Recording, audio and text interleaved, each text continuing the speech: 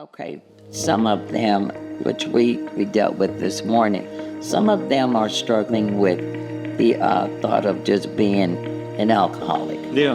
Okay, and even saying I'm an alcoholic. And then going through the process of, I don't really need a sponsor.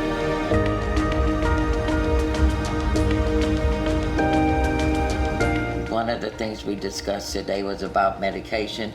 So you come to treatment, you get on medication to level out, and then you're feeling better. So now you stop taking the medicine because you're feeling better, and now here you're using it again and back in treatment.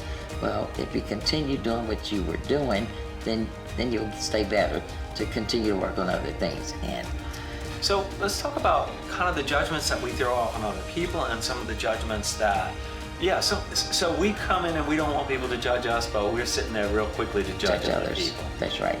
Why is she doing this? See, I've been to treatment and I'm doing this, but why? So why are they doing it? Even in sober living, but they're doing such and such. I'm not doing that. But what are you doing? Yeah, 3 weeks ago you were. Yes. And you have no toleration for the person who's right there. Right. So we do throw judgments about the world and other people because we don't trust them. Like everyone is this or everyone is that. Right.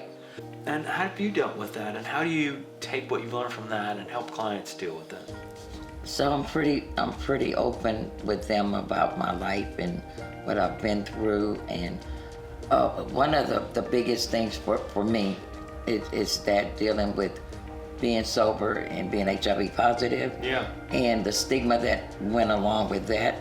So I looked at myself as though I wasn't good enough, like I can't touch you because you'll get it, or we can't breathe the same air. And so a lot of them that suffer from other issues that they're ashamed of and just openly talk about it because I accept the fact, okay, I'm living with this. It's funny.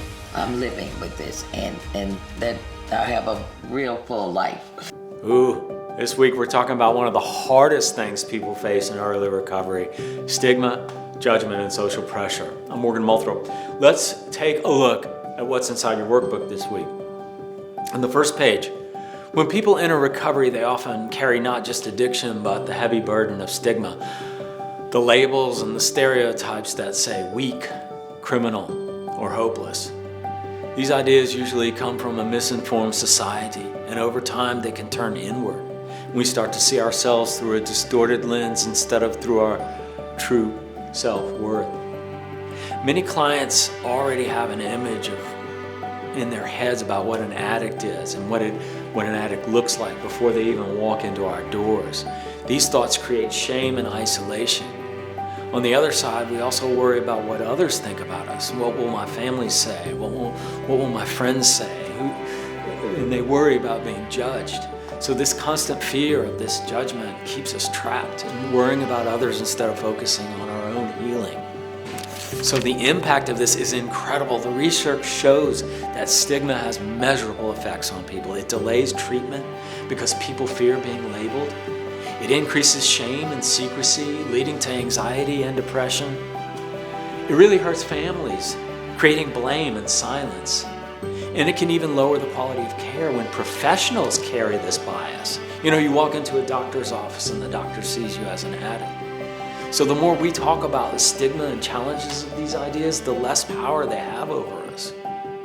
So let's focus on some of the solutions. We can't erase stigma overnight, but we can take our power back. That's one of the big things. You're powerless. You want to take your power back. And here are a few steps to do that. Number one, separate your identity from your addiction. You are not your addiction. Practice self-compassion. Find supportive communities. Actions over time will show your growth more clearly than words ever could. So the next section in your book explores what social pressure looks like in real life. To combat that pressure, the book suggests being prepared and planning. Having support systems, doing some work on your own values and some assertiveness training, a little reframing work. Remember, peer pressure is really the pressure we put on ourselves to fit in. And projects are next. Your chance to get those creative juices flowing and to earn your face-up bracelet. So choose how you want to build your bridge. Write about a bridge you're rebuilding draw or design your stigma bridge, or just share how we support one another past stigma and back into connection. Each bridge you create symbolizes your resilience and the courage to move from isolation and into belonging. So, here's our question of the week. How has stigma or social pressure affected your recovery, and what bridge are you ready to rebuild? Thanks for all your time and effort, and I hope you have an incredible week at Nova Vital.